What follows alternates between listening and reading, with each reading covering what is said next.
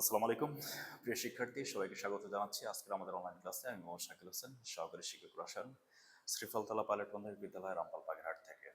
তোমরা ইতিমধ্যে পড়ে দেখেছো যে আমরা দুটো গাঠনিক সংকেত লিখে রেখেছি। ফার্স্ট ওয়ান হচ্ছে ammonium cyanate and second one হচ্ছে ডাই অ্যামিন কিটোন অথবা হচ্ছে ইউরিয়া, রাইট? তাহলে প্রথমটা হচ্ছে কি ammonium cyanate and second one হচ্ছে কি ডাই অ্যামিন কিটোন, যাকে আরেকটা নামে ডাকা হচ্ছে ইউরিয়া। এখন এই দুটা যদি আমরা গাঠনিক সংকেত একটু ভালোভাবে খেয়াল করি, প্রথমটাতে নাইট্রোজেনের সংখ্যা কতগুলো? দেখো, এখানে একটা নাইট্রোজেন, এখানে একটা নাইট্রোজেন, তারপর নাইট্রোজেনের সংখ্যা কতগুলো? দুটো। আবার যদি এই ইউরিয়াটাতে খেয়াল করি, এখানে হচ্ছে একটা নাইট্রোজেন, এখানে হচ্ছে একটা নাইট্রোজেন, তার মানে এখানেও নাইট্রোজেনের সংখ্যা হচ্ছে কয়টা? দুইটা। ঠিক আছে। আবার যদি খেয়াল করো, এখানে মোট হাইড্রোজেন হচ্ছে কয়টা? একটা, দুইটা, তিনটা, চারটা। তার মানে মোট হাইড্রোজেন এখানে চারটা। আবার যদি আমরা এদিকটাই খেয়াল করি, ইউরিয়া বা ডাইঅ্যামিন কিটোনের মধ্যে এখানে মোট হাইড্রোজেন একটা, দুইটা, তিনটা, চারটা। তার মানে এখানে মোট হাইড্রোজেন চারটা। আমরা যদি আরেকটু খেয়াল করি, তাহলে এখানে কার্বন হচ্ছে একটা, এই যে কার্বন হচ্ছে একটা।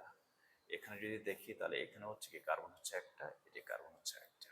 ওকে, এখানে কি অক্সিজেন একটা, এখানে অক্সিজেন কয়টা? একটা।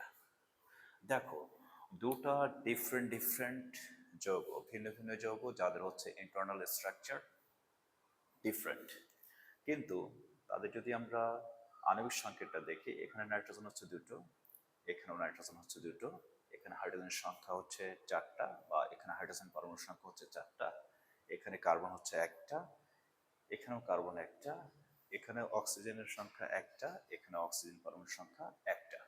তার মানে দুইটা ডিফারেন্ট মলিকিউল বা দুইটা ডিফারেন্ট অণুর গাঠনিক সংকেতগুলো ডিফারেন্ট, বাট তাদের আণবিক সংকেতগুলো হচ্ছে একই।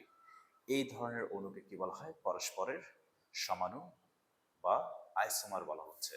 এখন যে প্রক্রিয়ায় বা যে বিক্রিয়ার মাধ্যমে আমরা এই একটা অণু থেকে আরেকটা অণুতে যখন আমরা পরিবর্তন করতে পারবো, যে বিক্রিয়া বা যে কৌশলের মাধ্যমে একটা অণু থেকে আরেকটা অণুতে আমরা পরিবর্তন করব, যেখানে কি হবে, তাদের আণবিক সংকেতগুলো একই থাকবে কিন্তু গাঠনিক সংকেতের ভিন্নতা থাকবে, তখন এই প্রক্রিয়াটাকে বলা হচ্ছে সমানুকরণ বিক্রিয়া।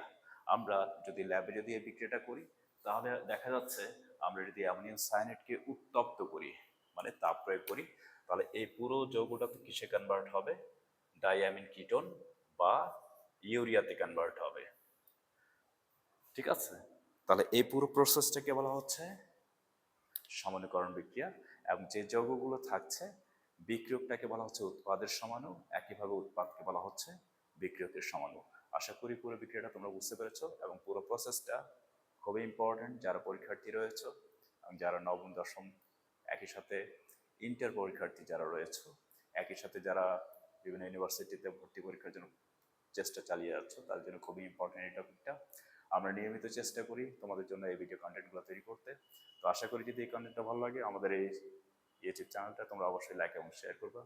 আজ এ পর্যন্তই। আল্লাহ হাফেজ, আসসালামু আলাইকুম।